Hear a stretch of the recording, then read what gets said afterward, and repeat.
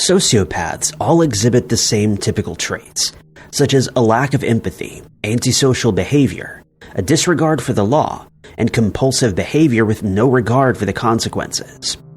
While some sociopaths manage to live their lives normally, others are far more affected by the condition, and it often lands them in trouble with the law. Number 10. By the age of 30, Elizabeth Holmes had become the world's youngest self-made female billionaire. But it didn't take long for her true nature to reveal itself, and as a result, she's serving a lengthy prison sentence.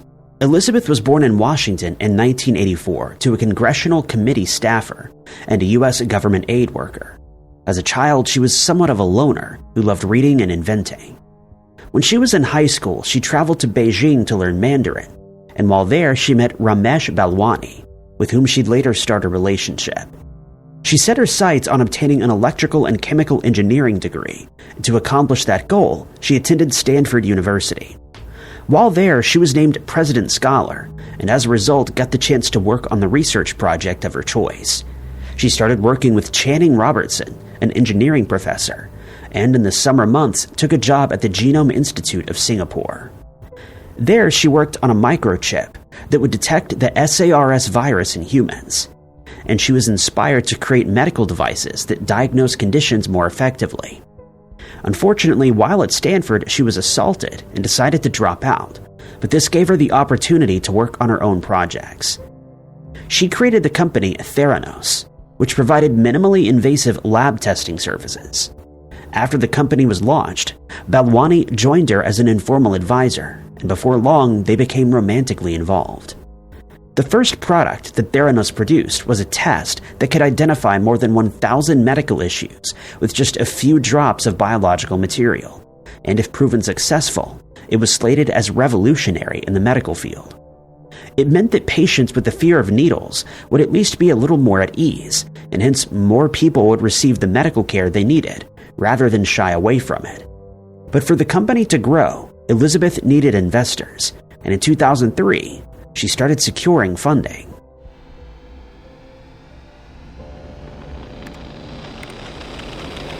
Elizabeth used the money to build the company's infrastructure and set its proprietary processes, but this was done in complete secrecy. She later stated that when she attended meetings, she would speak in a lower register and wear shoulder pads to come across as more confident. In 2009, Balwani became Theranos' president and COO, which many people found strange since he had very little scientific experience.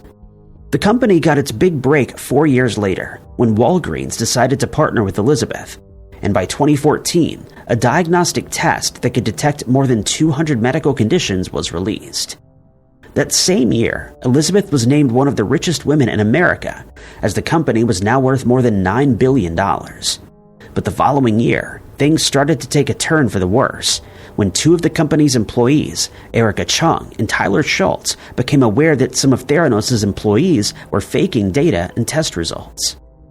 They reported this to the Wall Street Journal, which published an article exposing the company's Edison machine as unreliable, and that working conditions at the company were taking their toll on its employees, who were under constant stress. It was then discovered that the company was releasing aggregate data that obscured actual results, and that Elizabeth had failed to allow federal authorities access to her devices. She'd also failed to subject them to scientific peer reviews. When the issues weren't corrected, Elizabeth was banned from running a medical lab for 24 months, and in 2018, it was found that she and Balwani had defrauded their investors of more than $700 million by advertising a false product. That same year, Elizabeth stepped down as CEO of the company after she and Balwani were indicted on wire fraud charges, and the company's operations ground to a halt. Elizabeth faced 11 fraud charges, and in 2021, her trial started. She was found guilty of defrauding investors, wire fraud, and conspiracy to commit wire fraud. The next year, Balwani was found guilty of wire fraud and conspiracy to commit wire fraud. Elizabeth was sentenced to 11 years in prison, with her fortune now completely wiped out, and Balwani will spend more than 12 years behind bars. Number 9. Running a big cat sanctuary isn't a task that just anyone can take on, since these animals need special care and very special conditions to live in. All of this cost a lot of money, but this wasn't a problem that Joe Exotic had to worry about. Joe had a love for animals from a young age, as did his brother Gerald Wayne. In 1989, the two brothers bought a pet shop in Texas, but when Gerald was struck by a car and lost his life, Joe used the money from a settlement to buy a ranch in Oklahoma. He used more of the money to turn the ranch into a zoo called the Gerald Wayne Exotic Animal Memorial Park, or GW Zoo for short.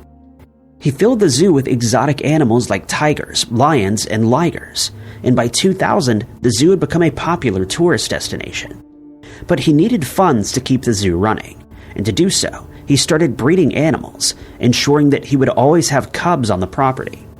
But before long, animal activists started accusing him of mistreating the animals, and Carol Baskin, the owner of the Big Cat Rescue in Florida, echoed their sentiments, sparking a massive rivalry between her and Joe. Baskin had also been the subject of some speculation, since her husband Howard suddenly disappeared in 1997, and rumors started to swirl that she'd ended his life and fed his remains to her tigers, though she's always denied this accusation, and it was never proven. She decided not to breed the tigers in her care, instead focused on giving the cats the best possible care while living at her sanctuary.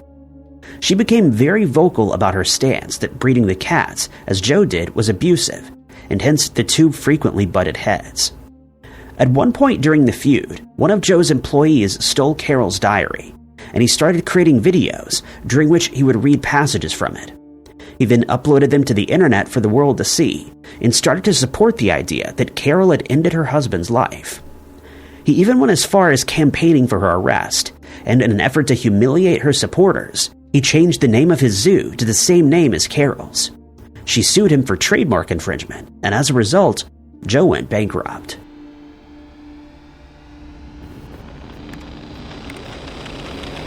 Joe sold the zoo, but continued living on the grounds, and even decided to run for president in 2015 and governor of Oklahoma in 2018, but with no success. By around 2015, Joe's life started to unravel, and his hatred towards Carol escalated. Joe told one of his employees that he'd be paid handsomely if he ended her life, and the employee agreed.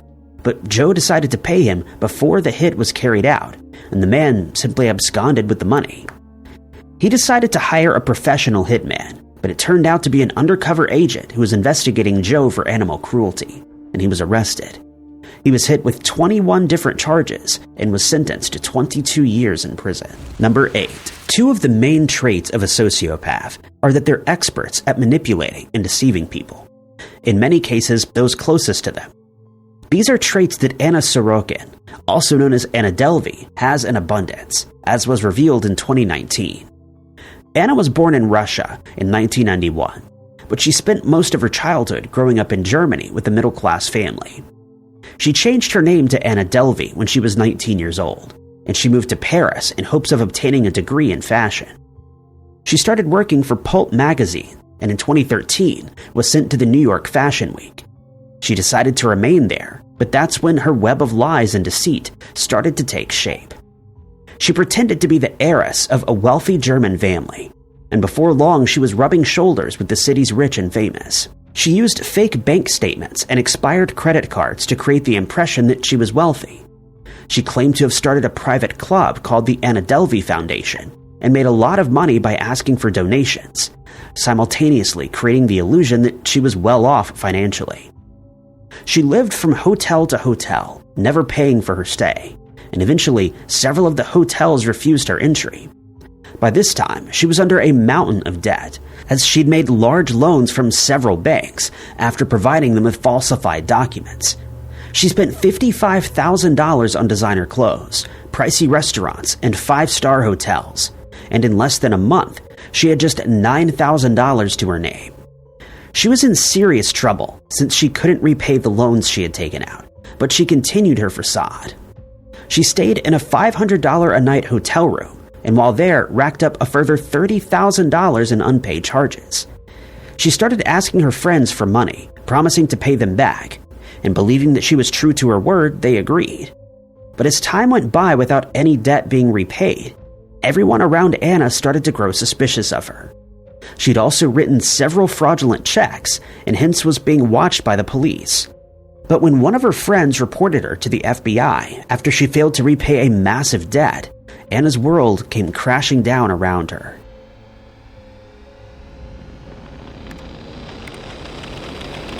Ironically, it was a bill of just $200 that ended her deceit.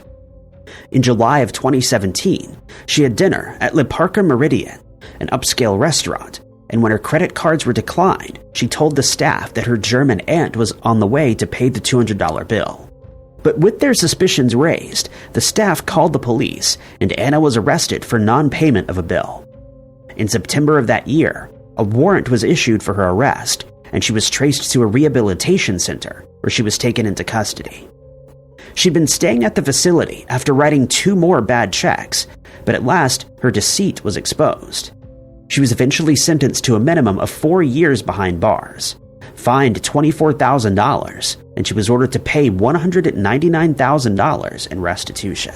Number 7. The dating world has changed a lot over the past few decades. In modern times, more and more people are meeting each other online.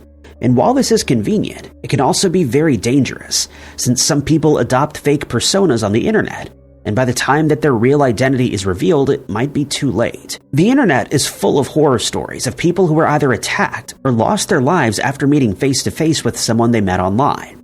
Some of these meetings end in tragedy, while others can lead to a massive financial loss at the hands of a con man like Richard Scott Smith. At some point in his life, Smith decided to start conning women out of their money, and to do so, he turned to online dating apps, and on occasion, karaoke bars where he would look to meet single women in person.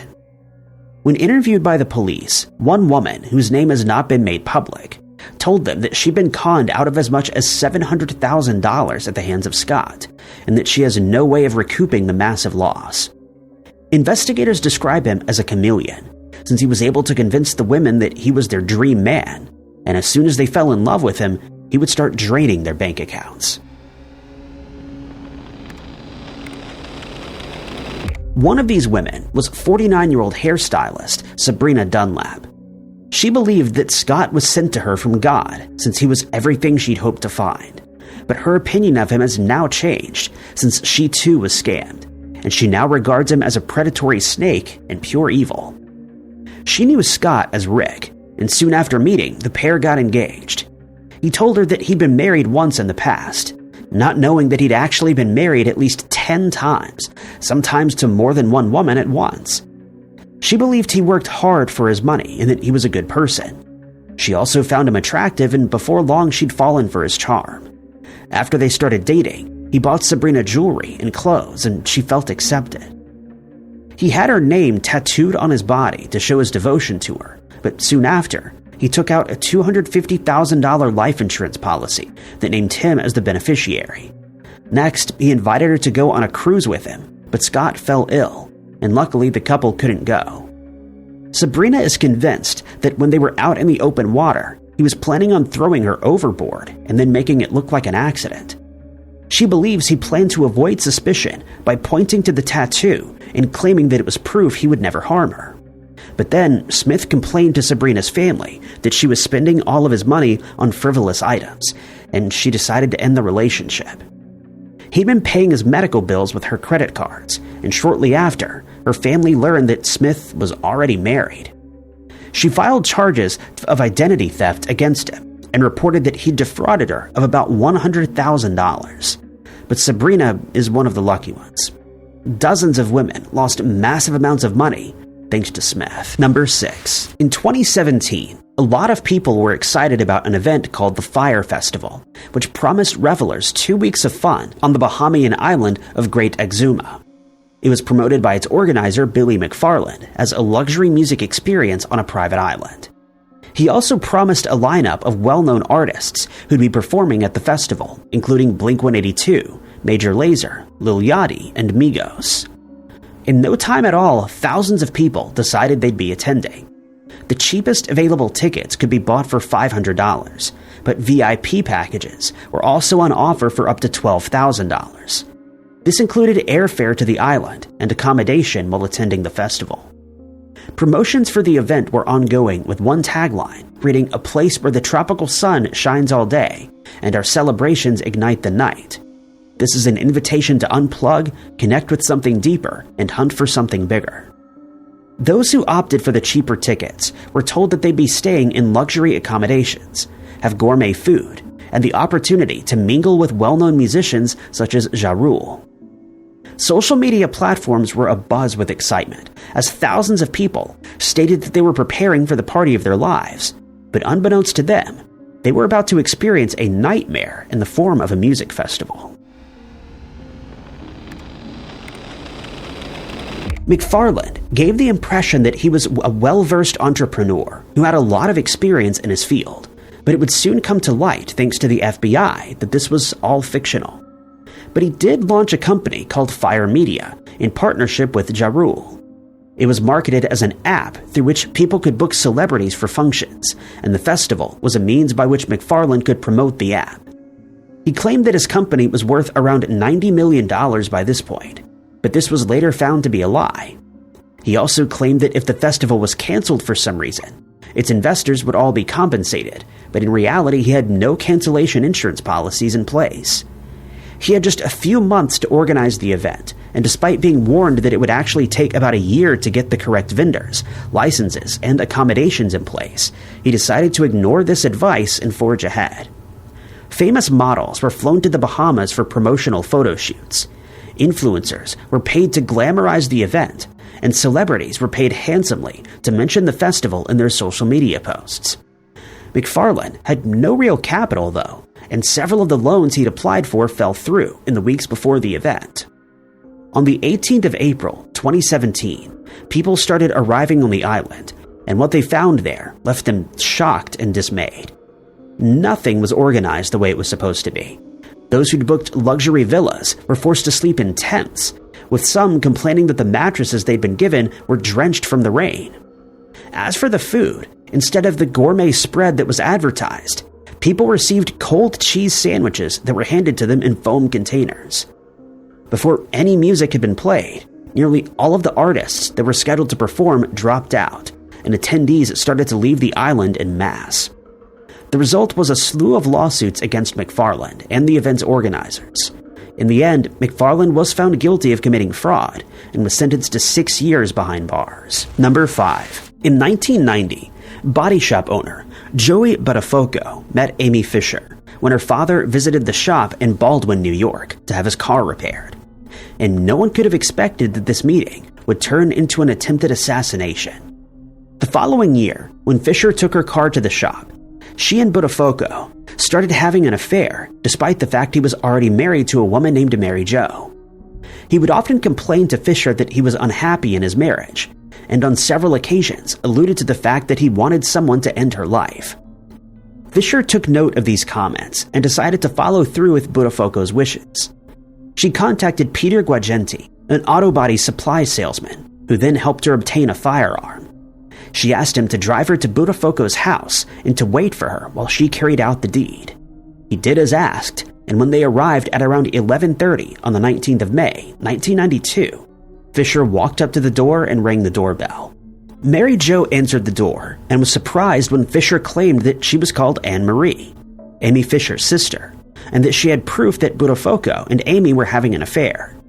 Mary Jo seemingly didn't believe her, but Fisher then produced a t-shirt from his body shop, claiming that he'd gifted it to Mary. Mary Jo was taken aback by these claims, and not knowing what to make of the situation, she asked Fisher to leave before she started moving backwards into the house. But Fisher would not be denied, and she produced the firearm, pointed it at Mary Jo, and pulled the trigger.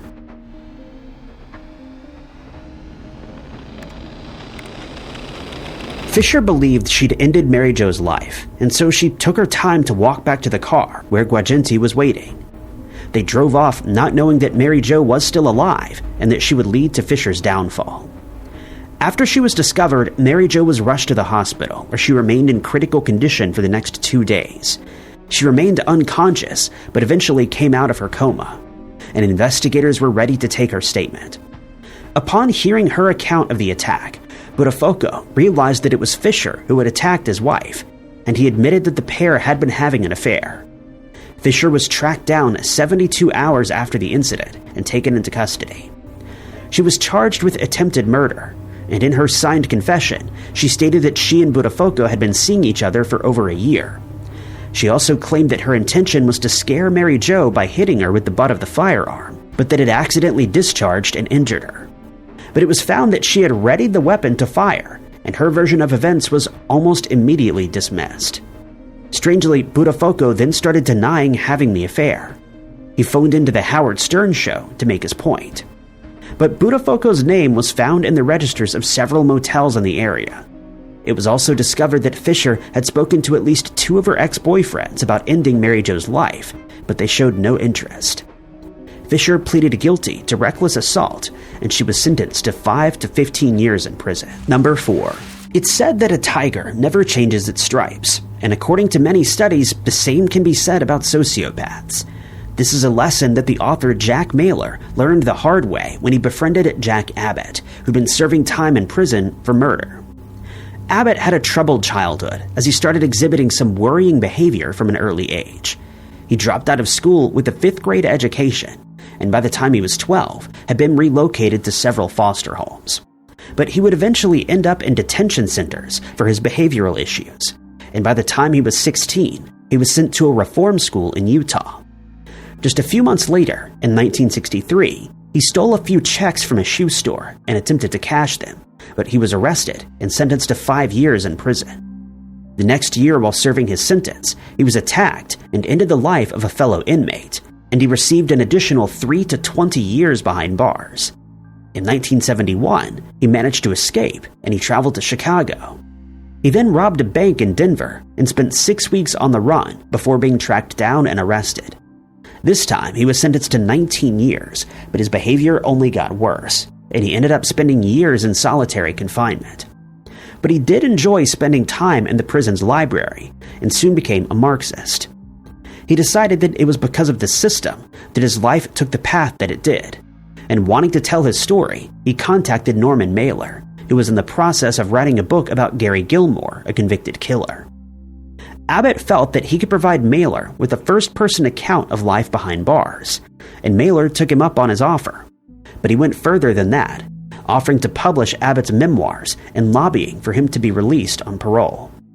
His pleas were successful, and in April of 1977, Abbott was paroled. His memoirs, which he entitled In the Belly of the Beast, Letters from Prison, were hugely successful, and he started appearing on TV shows and giving interviews to well-known magazines such as Rolling Stone. But his newly charmed life would not last long. Being a sociopath, he was never intending to change his ways, and on the 18th of July, 1981, he showed his true colors.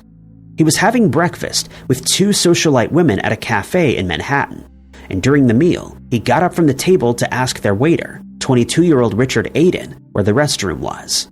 The restaurant had a policy whereby the bathroom was to be used by staff only, and Aiden tried to explain this, but Abbott refused to accept this, and an argument broke out.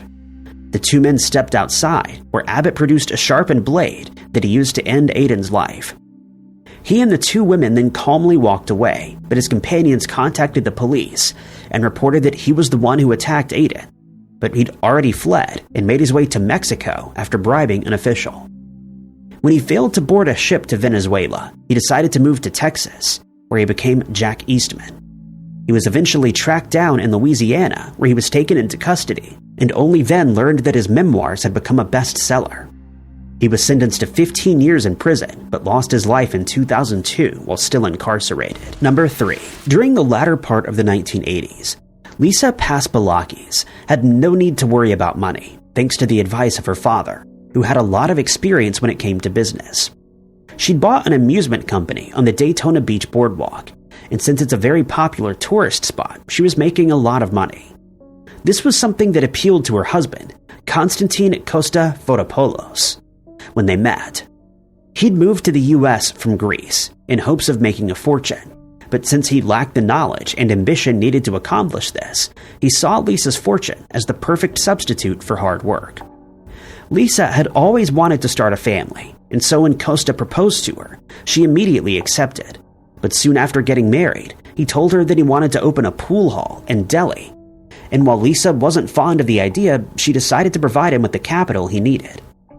Unfortunately, due to the nature of the business, the boardwalk soon saw fewer visitors, as the pool hall had become a gathering place for undesirable characters.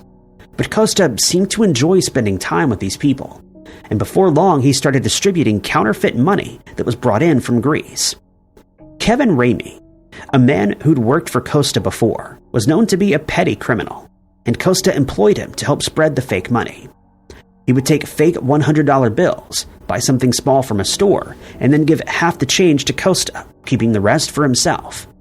Soon, more petty criminals were roped into the scam, one of whom was Dedra Michelle Hunt, who had a troubled childhood. She'd moved to Florida after wounding a woman with a firearm and hoped to make a fresh start, which she found in Costa. He employed her as a bartender, but before long they started having an affair. Lisa wasn't fond of Dedra, and she had her suspicions, but Costa denied the affair.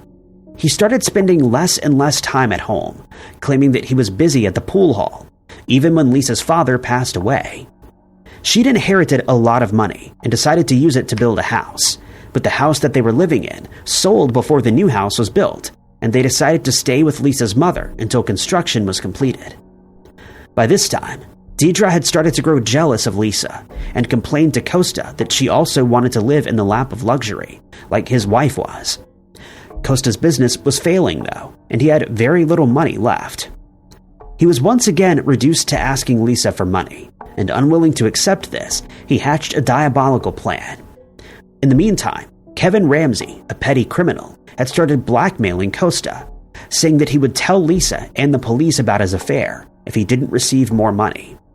But this was an ill-fated plan.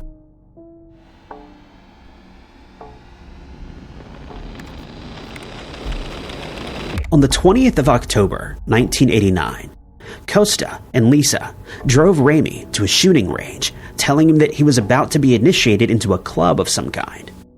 He was tied to a tree while being filmed by Costa, after which the pair ended his life with a firearm.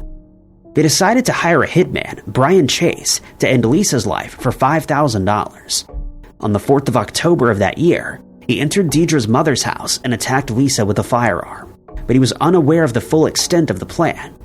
As soon as he did this, Costa jumped up and fired at him, ending his life. Lisa miraculously survived, and investigators found the tape that Costa and Dedra had made. Costa was found guilty of attempted murder and sentenced to death. Dedra received a sentence of life in prison, and neither will ever see the outside world again. Number 2. Aileen Wuornos' father was the reason for her unhappy childhood.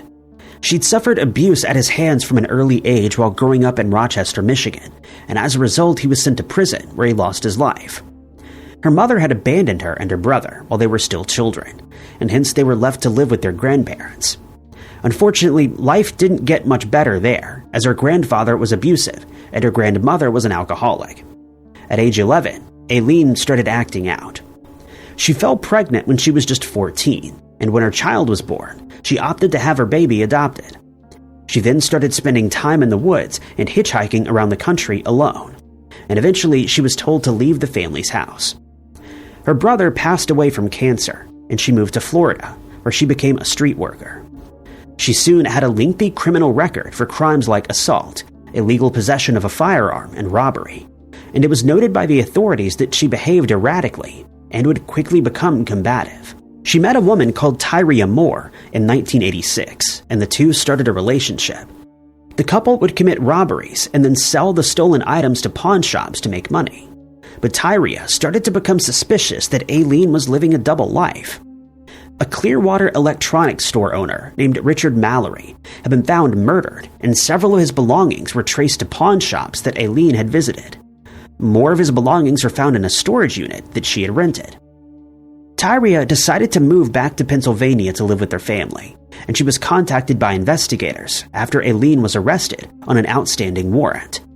She was charged with ending Mallory's life, armed robbery, and possession of a firearm by a convicted felon. She'd admitted to the crime during questioning, and it soon came to light that she'd also ended the lives of 6 other men, but she claimed that all these men had attacked her and that she'd ended their lives in self-defense. This was dismissed since she never made mention of the fact to investigators during questioning, and it quickly became apparent that Aileen was a serial killer. She was told that Tyria would also be prosecuted unless she cooperated, and so she made a full confession to all the charges against her. Aileen was found guilty on all charges, with the jury taking less than 2 hours to reach their verdict. Upon hearing the verdict, she unleashed a barrage of abuse at the jury. She was diagnosed with borderline personality disorder and antisocial personality disorder, and was sentenced to death for ending the lives of 7 people. On the 9th of October, 2002, she was executed after having a cup of coffee rather than a last meal. Number 1. Anyone who crossed paths with Dorothea Puente would never imagine that she was anything other than an elderly lady going about her business, but they'd be very wrong. While she was indeed a grandmother, she hid a secret from her family for years, and when her deeds were finally exposed, they were shocked to discover she was a ruthless killer. In the 1980s, Dorothy decided to make some extra money by using her house in Sacramento as a boarding house for people with substance and mental health problems. She hosted AA meetings and helped her tenants sign up for Social Security benefits. She quickly became a respected member of the community. She started wearing vintage clothing that helped her look even more respectable, and before long, she entered into a relationship with Pedro Montalvo. They got married, but a week later, Montalvo ended their relationship. In 1982, she met Malcolm McKenzie in a bar, and the pair went back to his place. Once there, she laced his drink, and once he was asleep, she proceeded to steal his coin collection and jewelry, including a ring that she took off his finger. 61-year-old Ruth Monroe had visited Dorothy in the 2 weeks before she was found, deceased, having ingested too much of a certain medication. The following month, 49-year-old Dorothy Osborne discovered that her credit cards and checkbook were missing after Dorothy had visited her. She also recalled drinking something that Dorothy had given her. She was arrested and sentenced to 5 years behind bars, but she was released after serving just half that time. She'd been talking to a man named Everson Gilmeth, who picked her up from prison upon her release. She hired a handyman to remodel her house and asked him to install a 30 by 30 storage box while he was at it. As payment, he was given $800 in Everson's truck. He built the box, but was surprised to find it nailed shut the next day. Dorothy asked him to help her move it to a storage locker, and when he tried to pick it up, he realized that it was too heavy to carry. The box was eventually found next to the Sacramento River by a fisherman, and inside, Everson's remains were discovered. After a series of similar events, Dorothy's house and garden were searched, and that's when the full scale of Dorothy's crimes came to light. The remains of 7 people were found buried in her backyard, but she fled to Los Angeles before she could be arrested. There, she met a man in a bar, but he recognized her from news reports and called the police. She was taken into custody, and it was then revealed that she'd ended her victims' lives to cash their Social Security checks. It's believed that she may have had as many as 25 victims, and she was sentenced to life in prison without the possibility of parole. She passed away in prison in 2011 at the age of 82. Thank you guys so much for watching. If you liked this video, be sure to hit that like button. Also, don't forget to subscribe and click that notification bell to keep up to date with all of our future uploads. But my name is Ty Knotts, and I'll catch you guys in the next video.